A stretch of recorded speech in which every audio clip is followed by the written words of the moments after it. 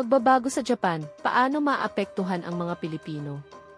Ngayong araw, tatalakayin natin ang isang makasaysayang pagbabago sa politika ng Japan, ang pag-upo ng unang babaeng Prime Minister, kung maipapatibay sa national diet, at kung paano maaaring makaapekto ito sa relasyon ng Japan at Pilipinas. Sa Oktubre 2025, pinili ng Liberal Democratic Party, ng Japan si Sanae Takaichi bilang bagong leader nito, na naglalagay sa kanya sa posisyon para maging unang babaeng Prime Minister ng Japan. Si Takaichi, 64 taong gulang, ay matagal ng politiko at naging bahagi ng iba't ibang administrasyon bilang ministro. Ang pagkapanalo niya sa leadership election ay nagpapahiwatig ng patuloy na konserbatibong direksyon, lalo na sa larangan ng security, fiscal policy, at national identity.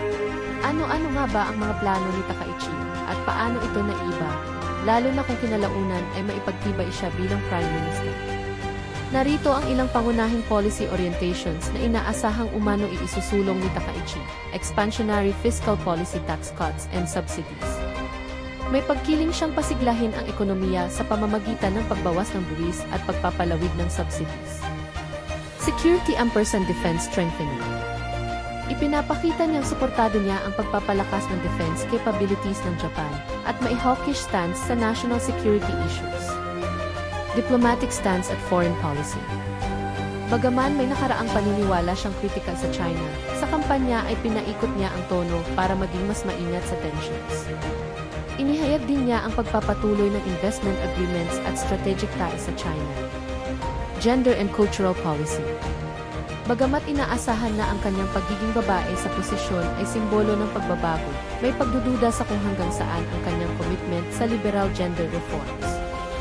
Ngayon, pag-usapan natin ang posibleng epekto nito sa Pilipinas, sa ekonomiya, kalakalan, seguridad, at diplomasya.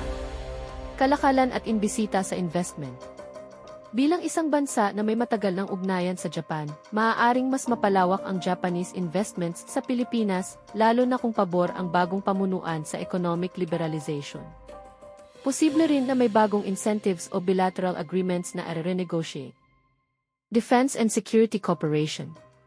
Kung mas aggressive ang Japan sa defense posture, maaaring magkaroon ng mas mataas na pressure sa rehiyon.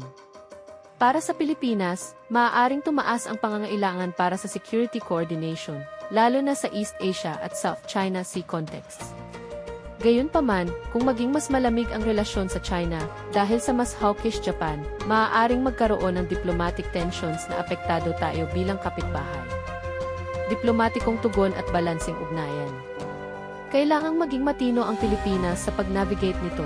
Hindi tayo dapat maging kasangkapan sa pagharap ng Japan laban sa China.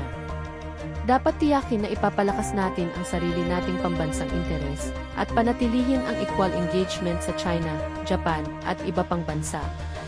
Diyan nagtatapos ang ating ulat tungkol sa potensyal na unang babaeng Prime Minister ng Japan at ang mga implikasyon nito para sa Pilipinas.